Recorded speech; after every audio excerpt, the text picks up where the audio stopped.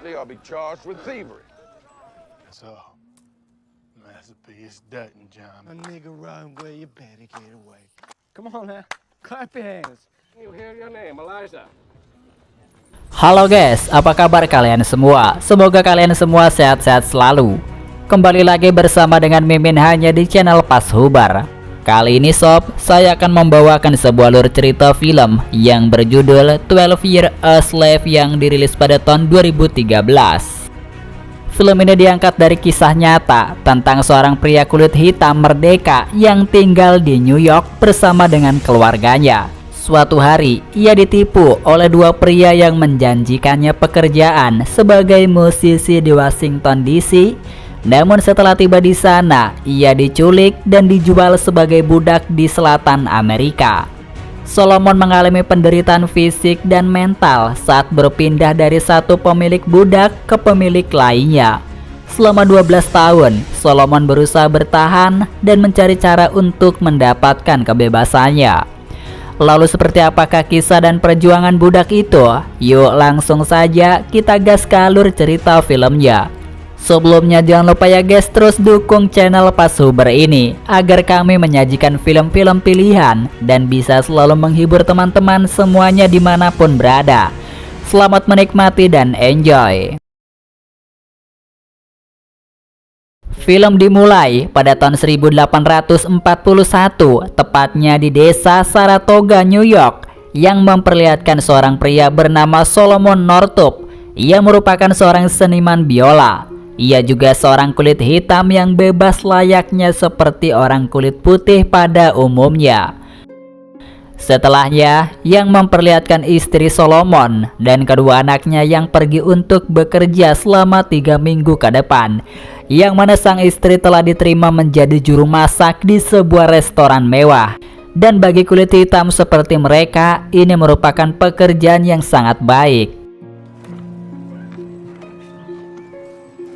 Setelah ia mengantar kepergian anak dan istri, saat perjalanan pulang, ia bertemu dengan temannya, yang mana saat itu temannya memperkenalkan ia kepada dua orang yang bernama Brown dan juga Hamilton. Ia berprofesi sebagai seorang seniman sirkus keliling, yang mana tujuannya ingin mengajak Solomon pergi bersamanya untuk sebuah acara pertunjukan besar yang akan digelar, dan mereka berdua akan memberikan uang yang cukup besar jika Solomon mau pergi bersamanya ke Washington DC. Tentunya mendengar tawaran tersebut, Solomon langsung menyetujuinya. Singkat cerita, malam pun tiba, yang memperlihatkan mereka bertiga sudah sampai di Washington DC. Di sana keduanya langsung mengajak makan malam. Kemudian tanpa diduga, Solomon telah meminum sebotol anggur yang memabukkannya. Hingga setelah Solomon meminum minuman tersebut, ia pun terbangun di sebuah tempat penjara dalam kondisi tangan terborgol. Ia pun kemudian mengingat kejadian sebelum dimasukkan ke dalam penjara, karena ternyata mereka berdualah yang sudah menjebak dan menculiknya. Di sana kemudian Solomon didatangi oleh beberapa orang yang mengatakan bahwa ia merupakan seorang pelarian budak dari Georgia. Solomon berusaha untuk membuktikan bahwa ia orang kulit hitam yang merdeka. Namun apesnya, ia tak membawa surat dan berkas mengenai kemerdekaannya. Hingga di sanalah ia pun akhirnya dihajar berkali-kali. Setelahnya Solomon bertemu dengan para budak lainnya. Di sana mereka pun sempat mengatakan kepada Solomon bahwa ia telah sengaja dijual dan diculik oleh kedua orang asing kulit putih agar orang asing itu mendapatkan uang yang sangat banyak. Awalnya Solomon tidak percaya dengan perkataan para budak lainnya. Namun ketika ada ibu yang menjemput anaknya, justru seorang ibu itu pun dimasukkan ke dalam penjara. Hingga pada akhirnya membuat Solomon percaya. Lalu di malam hari itu, semua para budak langsung segera diangkut untuk dibawa ke suatu tempat dan berpindah-pindah. Hingga di sanalah Solomon dan lainnya dipertemukan dengan para budak lain yang sudah menunggu di dalam kargo. Lalu saat itu ia pun telah bertemu dengan budak lainnya yang bernama Clemens. Di sana ia menjelaskan kepada Solomon dengan suara yang pelan bahwa jika ia masih ingin hidup, Solomon harus berpura-pura bodoh dan penuh ketidaktahuan, seperti jangan memperlihatkan ia bisa menulis dan membaca serta memperlihatkan kemampuan lainnya. Di sana, Solomon telah berkenalan dengan budak lain yang bernama Robert. Di sana Robert telah merencanakan akan membajak kapal itu agar mereka semua bisa selamat. Namun rencananya itu sangatlah berbahaya, mengingat orang-orang kulit putih pasti memiliki senjata lengkap, sehingga mereka pun harus memikirkan cara lain untuk kabur dari sana. Hingga pada malam hari pun tiba, yang mana saat itu seorang wanita bernama Elisa akan dijadikan bahan mantap-mantap. Robert yang melihatnya berniat akan menolongnya. Namun naasnya takdir berkata lain, Robert langsung dihabisi di tempat itu. Singkat cerita, akhirnya kapal telah tiba di dermaga. Kemudian setelahnya, yang memperlihatkan seorang pedagang budak bernama Freeman telah memanggil para budaknya dan memberi nama baru kepada mereka. Di sana nama Solomon pun telah diganti menjadi Plat, sehingga Solomon yang mendengar nama itu, ia pun tidak menyukainya. Karena di desanya ia selalu dipanggil dengan nama Solomon. Dan pada dasarnya ia orang yang sudah merdeka. Namun karena kini Solomon sudah berada di negara orang dan dituduh sebagai budak, akhirnya ia pun tak bisa melakukan apapun. Lalu Solomon dan para budak lainnya langsung segera dibawa ke rumahnya. Lalu langsung dibersihkan seluruh badannya agar bisa terjual dengan harga yang sangat tinggi. Di sana terlihat seorang pembeli bernama Ford yang merupakan pemilik perkebunan kaya raya yang sudah siap akan membeli beberapa budak. Ia pun kemudian langsung memilih Solomon dan juga Elisa. Di sana Ford menginginkan agar Elisa dan kedua anaknya dibawa menjadi satu paket. Akan tetapi Freeman langsung menolaknya, dikarenakan kedua anak-anak itu memiliki harga yang cukup mahal dan dijual secara terpisah. Ford berusaha mendapatkan kedua anaknya tersebut, namun ia meminta agar harganya diturunkan. Namun tentunya Freeman menolak hal tersebut, sehingga ia pun hanya bisa membawa Solomon dan Elisa untuk menjadi budaknya. Hal itu membuat Elisa histeris karena kedua anaknya telah dijual kepada pembeli lain. Singkat cerita, mereka berdua pun telah sampai di rumah Ford di sebuah tempat perkebunan. Di sana yang memperlihatkan Elisa yang masih sedih atas kehilangan kedua anaknya. Istri Ford yang melihat Elisa menangis karena telah kehilangan kedua anaknya, ia pun merasa kasihan kepadanya dan ingin segera membuat Elisa agar tidak menangis lagi. Lalu saat berada di perkebunan, para budak telah diperkenalkan dengan seorang pria yang bernama John. Ia merupakan kepala tukang kayu dari perkebunan Ford. Dan ada juga seorang pengawas di perkebunan itu yang bernama Chapin. Hingga di sanalah para budak pun langsung memulai untuk bekerja di bawah penuh tekanan.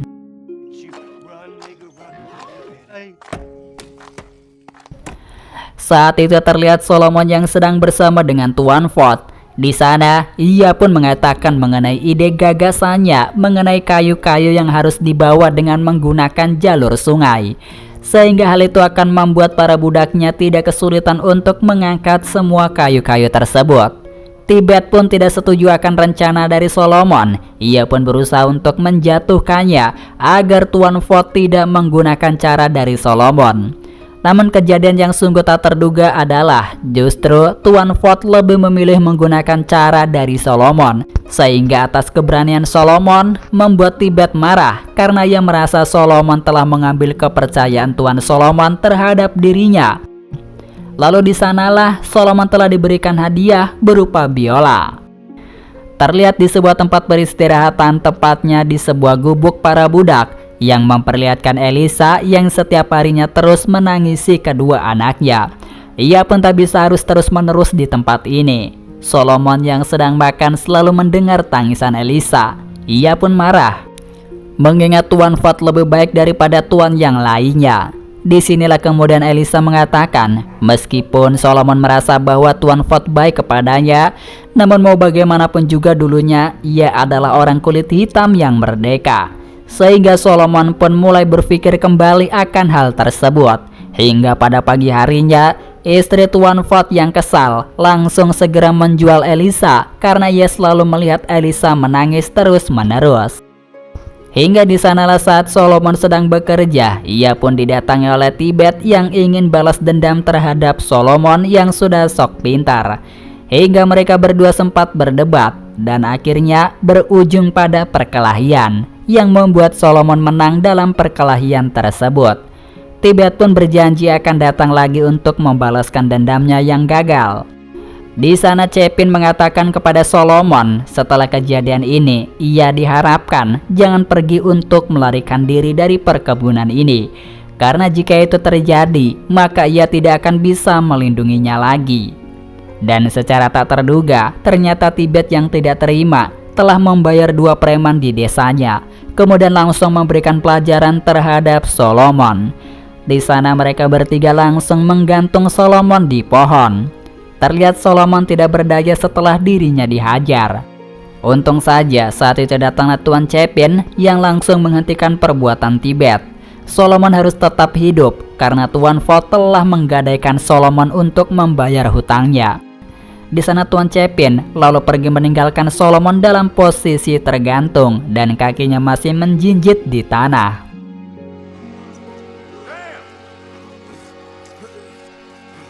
Tak berselang lama dari itu datanglah Tuan Ford yang langsung menyelamatkan Solomon dan membawanya ke rumah.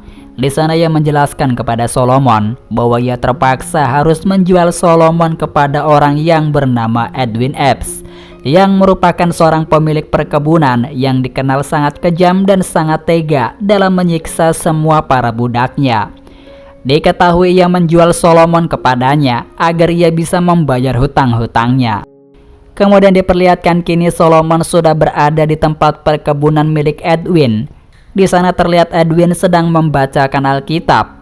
Kemudian kini terlihat para budak mulai bekerja seperti biasanya, yang mana bisa kita lihat sendiri saat para budak sedang memanen kapas di kebun. Para penjaga di sana justru malah mencambuk salah satu budak di sana. Setelah memanen kapas, anak buah Edwin mencatat berat karung yang berisi kapas yang berhasil mereka kumpulkan. Mereka akan mencatat beratnya. Terlihat seorang budak perempuan yang bernama Patsy. Setiap harinya, ia selalu memanen kapas 2 kali lipat lebih banyak dari para budak lainnya. Sehingga karena hal itu, membuat Edwin sangat bangga terhadap hasil kerja keras Patsy yang bisa mengumpulkan kapas sebanyak itu. Sedangkan untuk para budak yang sudah lama bekerja di tempat itu, apabila mereka mengumpulkan kapas setiap harinya berkurang, maka mereka akan mendapatkan hukuman cambuk dari Edwin.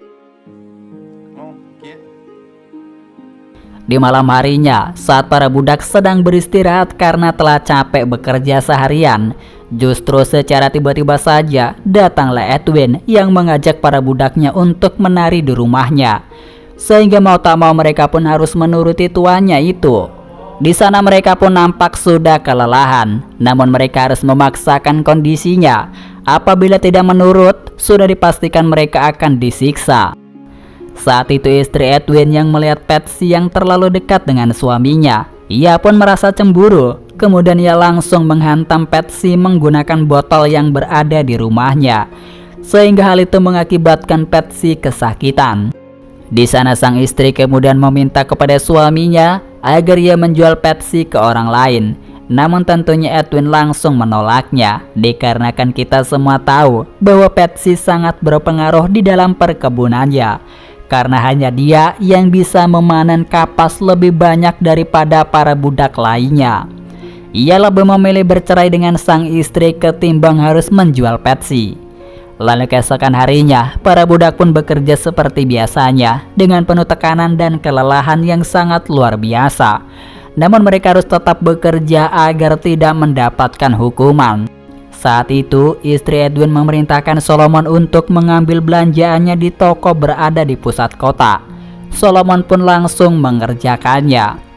Di sepanjang perjalanan itu, Solomon berniat ingin memanfaatkan momen ini untuk kabur melarikan diri. Namun saat niatnya akan dilaksanakan, justru ia melihat ada kedua budak yang telah tertangkap basah akan pergi melarikan diri. Sehingga orang kulit putih itu tanpa kasihan langsung menghukum kedua budak tersebut dengan cara menggantungnya hingga tewas. Sehingga Solomon yang tadinya memiliki niat kabur melarikan diri, justru ia langsung segera menghentikan niatnya. Pada keesokan harinya, yang memperlihatkan Solomon yang telah diutus oleh tuannya untuk pergi ke perkebunan Tuan Shaw, yang mana sekedar informasi nih, ternyata Tuan Shaw ini telah menikahi budaknya sendiri untuk menjadi sang istri kedua setelah berhasil membujuk istrinya. Seperti yang telah dilihat oleh Solomon, bahwa wanita yang ada di dekat Patsy dulunya merupakan seorang budak, namun kini ia telah menjadi seorang istri dari orang kaya. Diketahui sekarang merupakan hari bagi para budak untuk berlibur, jadi mereka diperbolehkan untuk bersantai. Saat mereka berdua pulang, Solomon memperingatkan Patsy agar menjauh dari Edwin, hingga Edwin yang sedang mabuk di rumah telah mendengar perkataannya. Hingga disinilah Edwin langsung mengejar Solomon untuk diberikan pelajaran.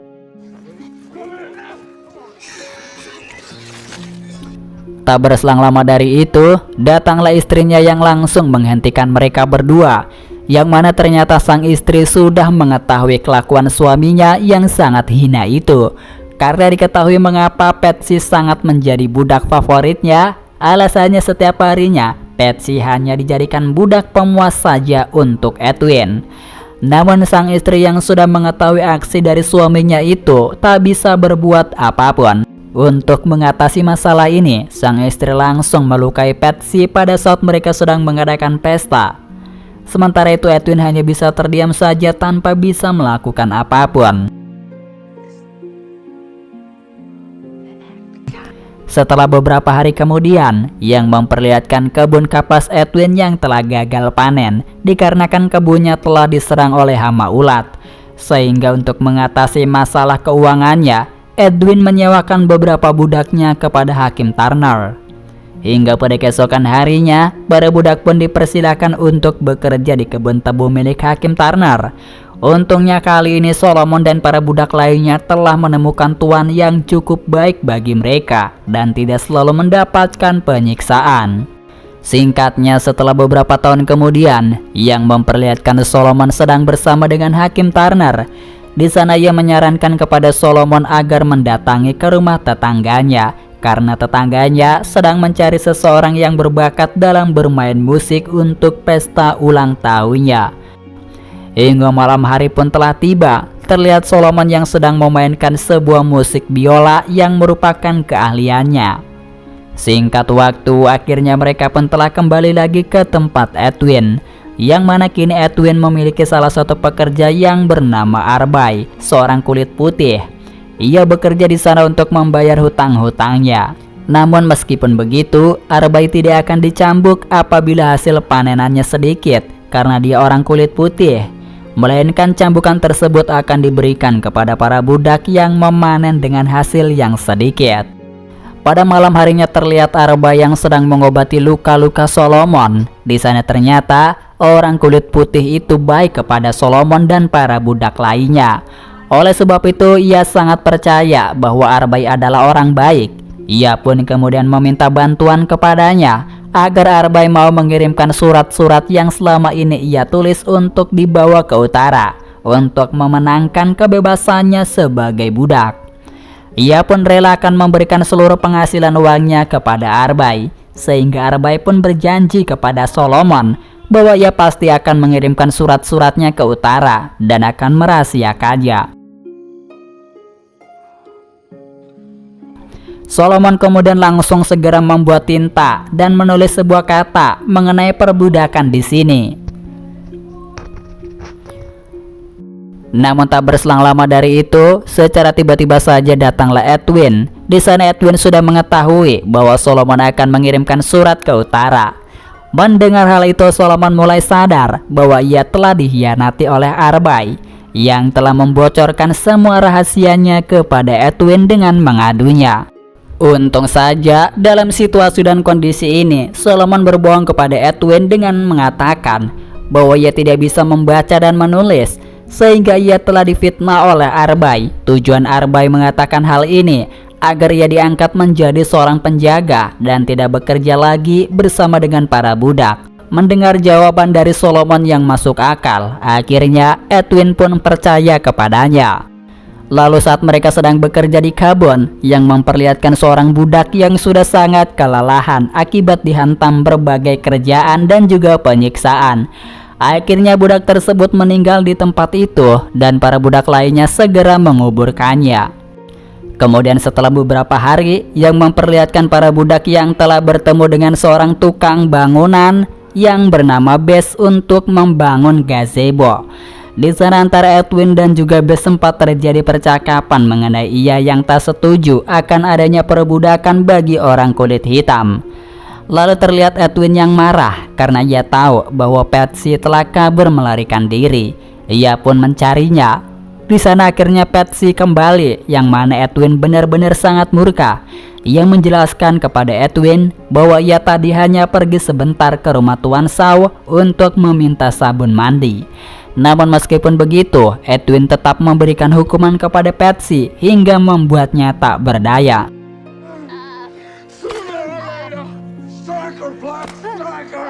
Singkat waktu yang memperlihatkan Solomon yang bekerja membantu Bess. Di sana mereka berdua pun saling curhat. Pada intinya, Solomon bercerita mengenai dirinya yang telah diculik dan dijebak oleh orang kulit putih, hingga ia dan para budak lainnya berkulit hitam selalu mendapatkan berbagai penyiksaan dari orang kulit putih dan mendapatkan ketidakadilan, padahal dia orang kulit hitam yang sudah merdeka. Selama 12 tahun lamanya, ia telah terjebak di tempat ini sebagai budak. Ia pun kemudian meminta tolong kepada Bess untuk menuliskan sebuah surat dan mengirimkannya kepada teman-temannya yang berada di desa, lalu meminta Bess agar membawakan surat kebebasannya. Setelah beberapa bulan kemudian yang memperlihatkan kereta delman yang berada di rumah Edwin, yang mana ternyata itu adalah seorang sheriff. Dan satu orang pria lainnya yang bernama Parker, yang merupakan seorang pemilik toko yang selalu dikunjungi oleh Solomon dulu bersama dengan keluarganya. Di sana singkat cerita, Solomon pun telah diakui oleh mereka semua bahwa Solomon adalah orang kulit hitam yang bebas dan merdeka. Meskipun Edwin tidak terima, namun pada akhirnya Solomon pun mengucapkan salam perpisahan dengan Patsy. Setelah menempuh perjalanan cukup jauh, akhirnya Solomon telah tiba di rumah keluarga kecilnya, yang mana ia pun benar-benar sangat bersedih sekaligus sangat senang sekali.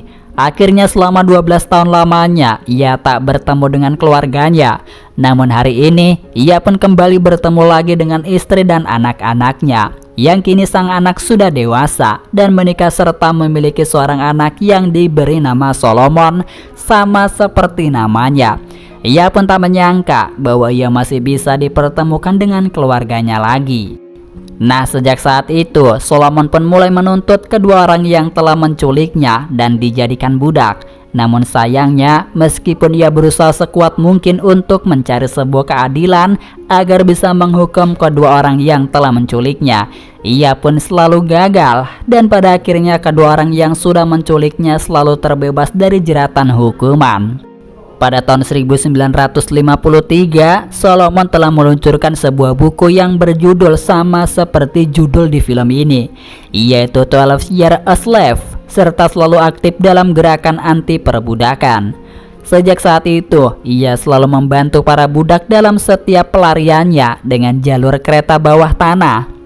Namun pada akhirnya Solomon pun harus tewas, mungkin karena aksinya selalu membantu para budak, sehingga kematiannya tidak bisa terungkap sama sekali hingga saat ini.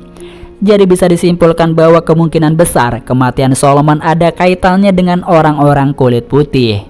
Dan itulah tadi ya guys, film yang berjudul 12 Years a Slave yang dirilis pada tahun 2013. Semoga kalian bisa terhibur dengan channel Pasuber ini. Dan sampai jumpa kembali di film berikutnya. Jangan lupa like, komen, dan subscribe-nya. Dan sampai jumpa kembali.